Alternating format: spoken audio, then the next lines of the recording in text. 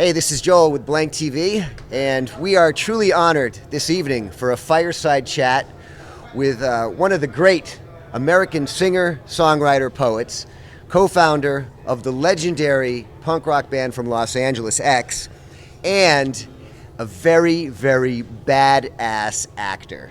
And I just have to say that one more time, just for self-serving purposes. A very, very badass actor.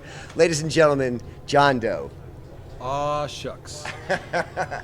It's Joel, great to have you. Great to have you here Pleasure. by the fire. Oh, it's nice and cozy, nice and cozy. It's real. It's a real fire.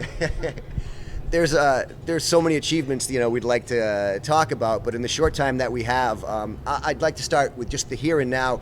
We're at Dante's Friday night, their 13th anniversary, and X are the headlining band this evening, all the original members.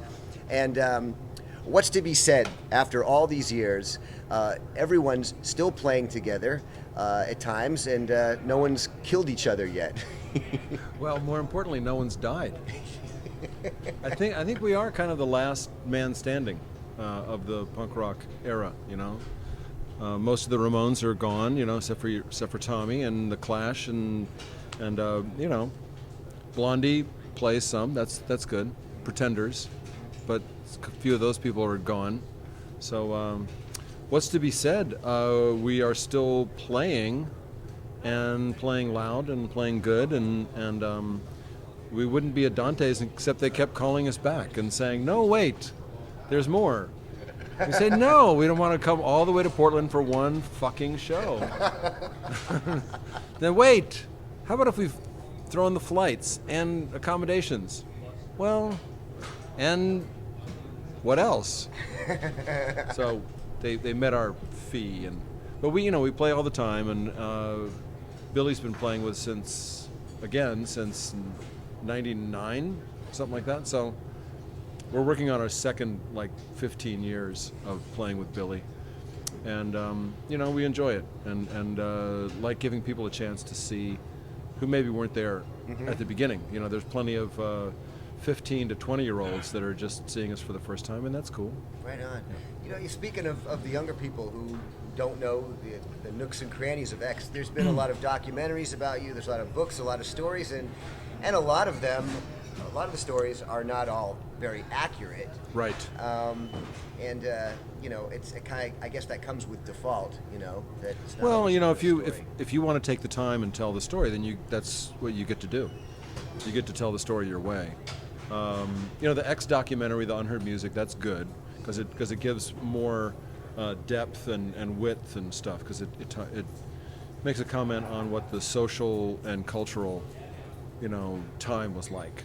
It's not just about the band, and it's not just about live performance. It's about creation and what our lives are like and where we came from and things like that. A lot of the books for my taste are a little sensational, and so was the decline of Western civilization.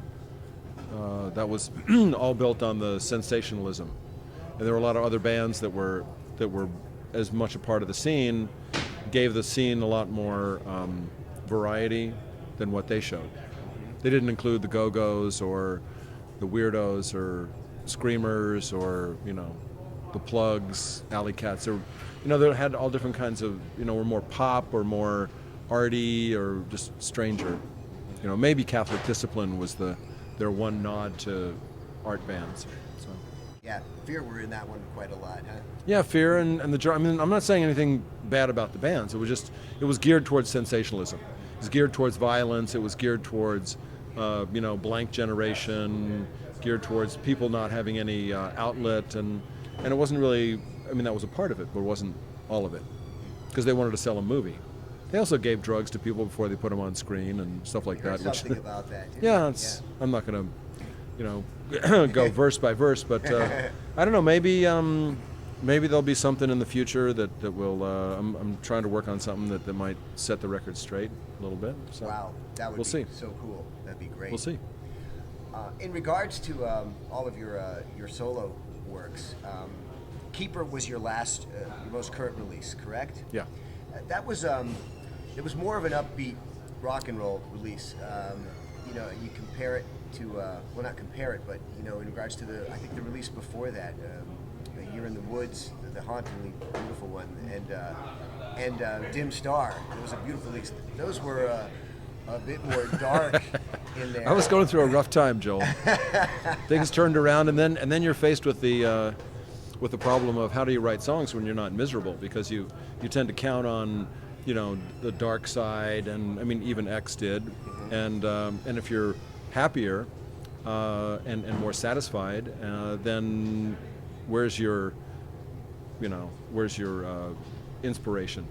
So yeah, Keeper was it was more like I used the Rolling Stones and the band and Joni Mitchell and sort of classic 70s records as the template for the sound, and the way that the band was sort of put together and the way it intertwined, and because I'm a huge fan of the band. That's how I learned to play bass, listening to Rick Danko.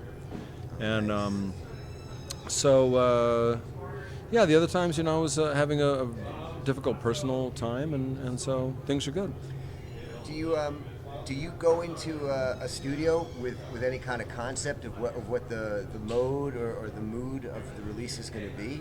Oh yeah, like you listen to the songs, or I've worked with the same guy, Dave Way, for about 6 records, and I'm smelling something. Maybe it's That's okay. No, I'm willing to was sacrifice my left elbow. I think it's just the pizza.